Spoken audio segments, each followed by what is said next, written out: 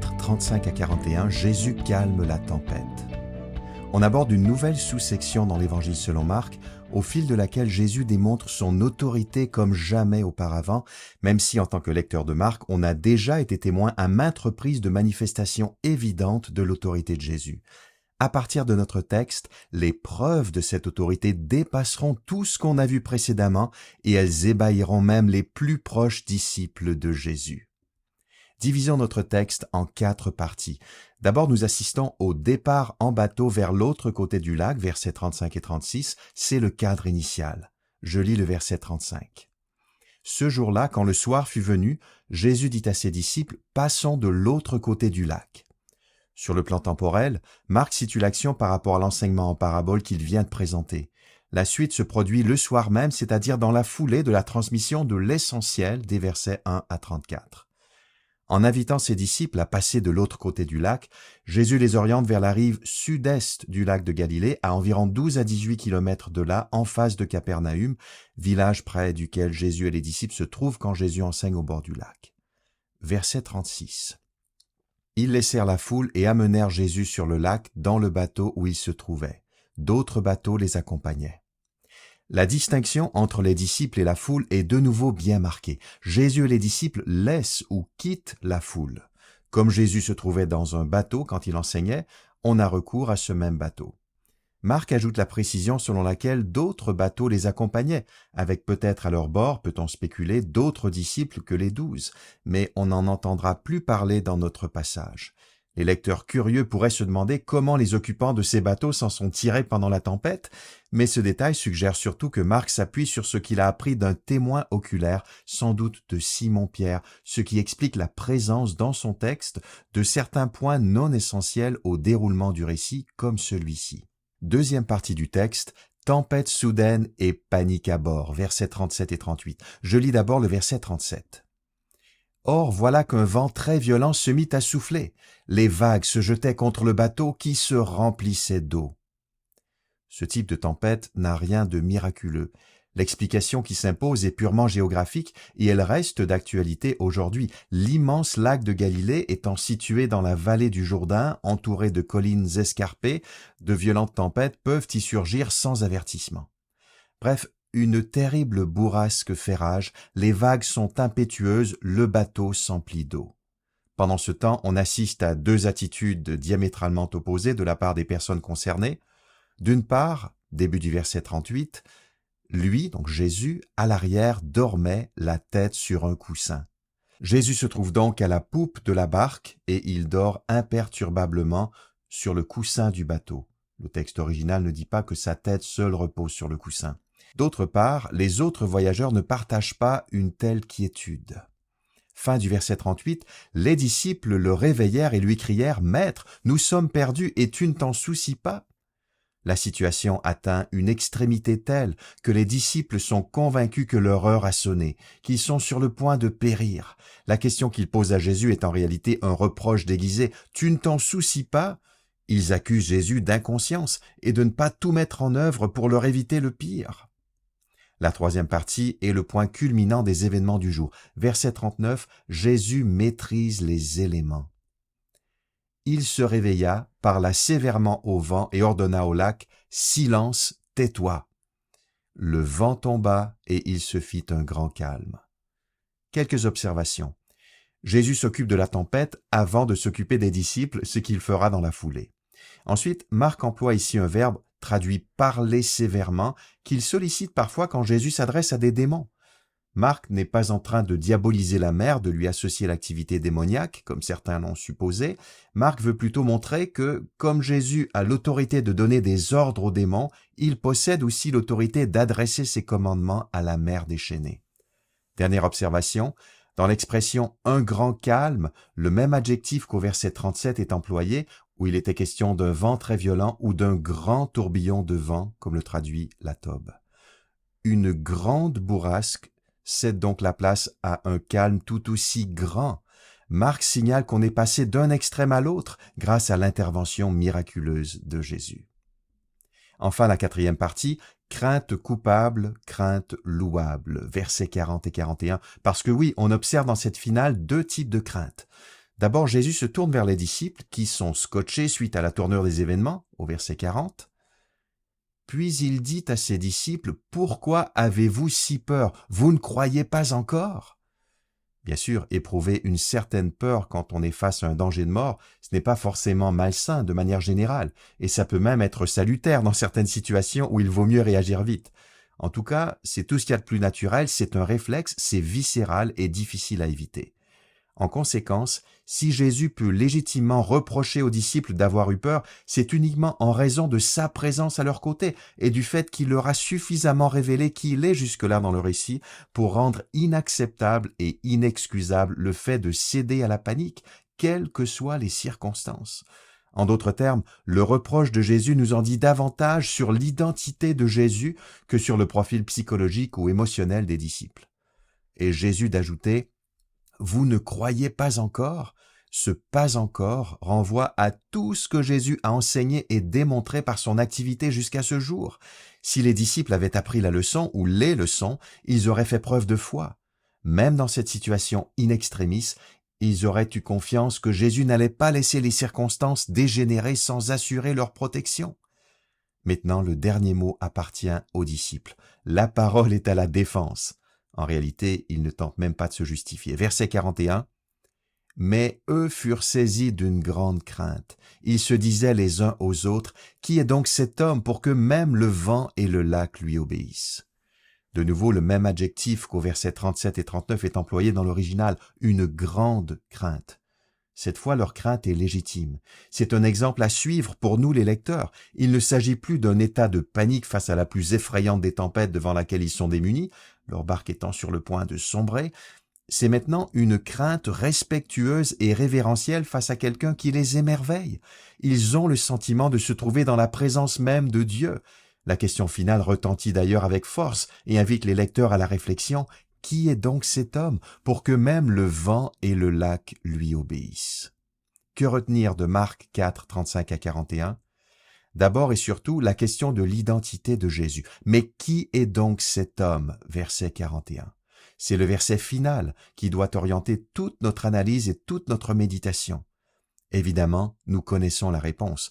Marc lui-même nous l'a donné dès le tout premier verset de son évangile. Jésus est le Messie et le Fils de Dieu. Mais mettons-nous un instant dans la peau des disciples pour qui la découverte de l'identité de Jésus fut progressive, avec des hauts et des bas dignes d'un parcours en montagne russe. Comment répondre à la question du verset 41 à partir de l'ensemble de notre texte? Quelques éléments. Quand Jésus dort paisiblement en pleine tempête, il révèle d'abord tout simplement les limites de son corps. Il est pleinement homme et il vient de passer une longue journée à enseigner en parabole en compagnie d'une foule dont certains auditeurs ont le cœur endurci et de disciples qui ont eux-mêmes beaucoup de mal à comprendre des pans entiers de son enseignement. Jésus est fatigué, voire épuisé. Pourtant, Marc suggère sans doute davantage par ce sommeil improbable dans une telle situation. Jésus peut dormir au cœur de la tempête parce qu'il a pleinement confiance en Dieu son Père. Rien ne peut lui arriver en dehors de la volonté du Père. On peut même faire un pas de plus à la lumière de la suite des événements. Jésus peut dormir en présence d'un vent violent et de vagues impétueuses parce que les éléments lui sont parfaitement soumis à sa demande, ce qui en dit long sur son identité. Ensuite, quand il le réveille, les disciples l'appellent « maître », titre qui signifie « enseignant »,« prof ». Cela n'est pas anodin, car Marc aime juxtaposer de fortes démonstrations de l'autorité de Jésus et son ministère d'enseignant. Les deux vont de pair, ce qui impose le respect et l'écoute quand il ouvre la bouche, ce qu'il fait très brièvement dans notre texte. Enfin, l'identité réelle de Jésus transparaît au fil de notre passage par le truchement d'allusions à l'Ancien Testament. En particulier, notre passage renvoie à des textes qui affirment que Dieu seul possède l'autorité sur les éléments naturels et que lui seul peut calmer une mer déchaînée qu'il a lui-même créée. Les parallèles sont particulièrement évocateurs avec le psaume 107, 23 à 31. Je lis cet extrait. « D'autres s'étaient embarqués sur la mer, dans des bateaux, et ils vaquaient à leurs occupations sur de profondes eaux. Ceux-là ont vu les œuvres de l'Éternel et ses prodiges sur la haute mer. À sa parole, il fit lever un vent impétueux qui souleva les flots. Tantôt ils étaient portés jusqu'au ciel, tantôt ils retombaient dans les abîmes, et ainsi mis à mal, ils défaillaient. Dans leur détresse, Ils crièrent à l'Éternel, et il les délivra de leurs angoisses. Il calma la tempête et fit taire les flots qui s'étaient soulevés contre eux. Ce calme fut pour eux cause de joie, et Dieu les guida au port désiré. Qu'ils louent donc l'Éternel pour son amour, pour ses merveilles en faveur des humains. Alors, à la lumière de ce psaume, qu'est-ce qui se produit en Marc 4, 35 à 41? C'est Jésus qui accomplit cette œuvre, ce prodige, et qui délivre les disciples de leurs angoisses. C'est Jésus qui calme la tempête et qui fait taire les flots qui s'étaient soulevés contre les disciples, pour faire écho au psaume 107, verset 29. Ce que l'Éternel fait, Jésus est en mesure de le réaliser aussi. Pour conclure sur ce point, à la question des disciples, qui est donc cet homme pour que même le vent et le lac lui obéissent? On doit surtout laisser l'Ancien Testament répondre, et clairement Marc nous y invite. Réponse: Jésus est un homme qui détient l'autorité du Créateur. Ensuite, avec Jésus, les craintes compréhensibles n'ont plus leur place. Sans Jésus à bord, personne n'oserait reprocher aux disciples d'angoisser. Mais avoir Jésus à leur côté, ça change la donne. Ainsi, d'une certaine manière, les disciples de Jésus aujourd'hui devraient posséder, même dans des situations périlleuses, une paix qu'ils n'auraient pas si Jésus n'était pas présent dans leur vie. Quelques mots sur la foi, sur ses fondements et ses manifestations. Ces fondements ont pour point focal la personne de Jésus. Jésus était en droit d'exiger la foi de ses disciples, y compris dans des situations dramatiques. Pourquoi? Parce qu'il leur avait révélé qui il est, parce qu'il leur avait dispensé son enseignement sur le règne de Dieu, et parce qu'il avait agi devant eux de manière à manifester la présence du règne. Donc la foi se fonde sur la personne, sur l'enseignement et sur l'action de Jésus. Ces manifestations, elles sont multiples et diverses. Mais la foi, c'est premièrement une confiance. Ici, une confiance que quoi qu'il arrive, coûte que coûte, Jésus ne perd jamais le contrôle des événements de notre existence. Jésus est toujours plus fort que nos circonstances. Si ces circonstances sont douloureuses, ce n'est pas parce que Jésus manque de puissance ou d'autorité, c'est parce que, pour une raison qui souvent nous échappe, mais que lui connaît, il le permet. Avons-nous une telle confiance en Jésus? Maintenant, l'importance de craindre Jésus dans le bon sens du terme. J'y reviendrai dans le cadre de l'application, mais bien que les disciples aient quelque peu perdu la face dans cet épisode, leur crainte finale est exemplaire et Marc invite ses lecteurs à les imiter. Enfin, Jésus intervient en faveur des désespérés. Oui, il fait des reproches aux disciples, mais il n'en demeure pas moins qu'il leur porte secours et qu'il répond à leurs besoins le plus criants, rester en vie au cœur d'une tempête dévastatrice. Quelle grâce et quelle patience de la part de Jésus, quelle compassion! Il n'a pas méprisé leur désespoir et ne détournera pas le regard devant le nôtre. Quel est le message central de Marc 4, 35 à 41? Cultivons une confiance à la hauteur de la maîtrise divine de Jésus sur la nature. Pour terminer, quelques applications à partir de Marc 4, 35 à 41. Repassons quelques exploits dont Jésus est capable. Par exemple, celui qui est célébré dans notre passage, il a apaisé une tempête terrible. Les évangiles regorgent d'exploits sidérants accomplis par Jésus. Quelle activité fortifiante que le simple fait de rafraîchir notre mémoire. On est peut-être davantage porté à se rappeler les qualités, les attributs de Jésus, mais redisons-nous aussi ses accomplissements, ses miracles, ses multiples démonstrations d'autorité divine. Ensuite, aménageons des minutes qui est Jésus. Encore une fois, c'est la question. Nous connaissons la réponse théoriquement. Mais pourquoi ne pas instaurer une minute qui est Jésus dans notre routine matinale? Débutons la journée en prenant une minute pour répondre à cette question qui ne peut que faire sourire les vrais disciples de Jésus. En y répondant de diverses manières, sur la base de différents passages bibliques, notre sourire ne fera que s'élargir. Ensuite, travaillons notre foi en contemplant son objet. C'est d'ailleurs la seule manière de travailler notre foi. Je ne peux pas me forcer à avoir plus de foi, ou à avoir désormais la foi dans des situations dans lesquelles il m'est habituellement difficile de l'exercer. On a tous des domaines où il est plus facile de marcher par la foi et d'autres domaines où nous avons du mal à lâcher prise, à accepter de perdre le contrôle et de laisser Jésus jouer son rôle de capitaine. Mais ce qui nous fera progresser vers un degré supérieur de confiance en Jésus, c'est le fait de fixer les regards sur lui. C'est l'objet de notre foi qui alimente notre foi. Accueillons la transcendance de Jésus. Oui, Jésus est notre ami fidèle et tendre, comme le dit le cantique, mais il est bien plus qu'un ami. Il est davantage qu'un conseiller, qu'un guide spirituel, qu'un maître. Jésus est Dieu venu sur terre, le Fils de Dieu. Il est au-dessus de toute la création. Il règne sur la nature et sur l'humanité. Fléchissons le genou devant lui, adorons-le, admirons-le. Tenons-nous avec la plus grande humilité en sa présence, dans une attitude de dépendance profonde. Enfin, bannissons nos craintes en exposant leur ridicule. Non pas que nos craintes soient ridicules en elles-mêmes, elles sont souvent explicables, compréhensibles, rationnelles, mais elles deviennent ridicules dès lors qu'est pris en compte le facteur Jésus qui change tout.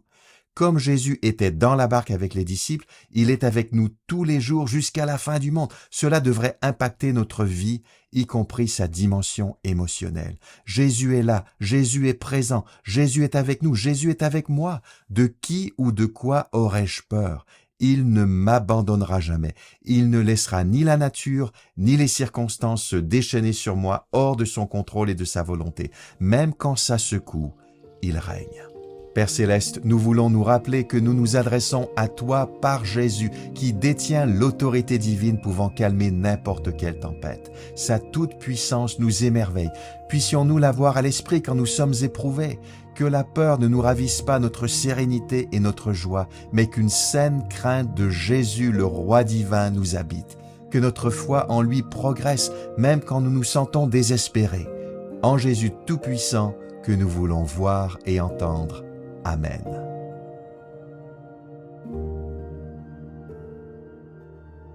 Tous les jeudis, découvrez un nouvel épisode de mon podcast Parle-moi maintenant sur YouTube et Spotify. Pour ne rien manquer, abonnez-vous sur ces plateformes ou inscrivez-vous à ma newsletter hebdomadaire en visitant mon blog sur toutpoursagloire.com. Commandez dès maintenant mon nouveau commentaire pratique Parle-moi maintenant par Marc sur marc.parle-moi.com. Merci pour votre écoute.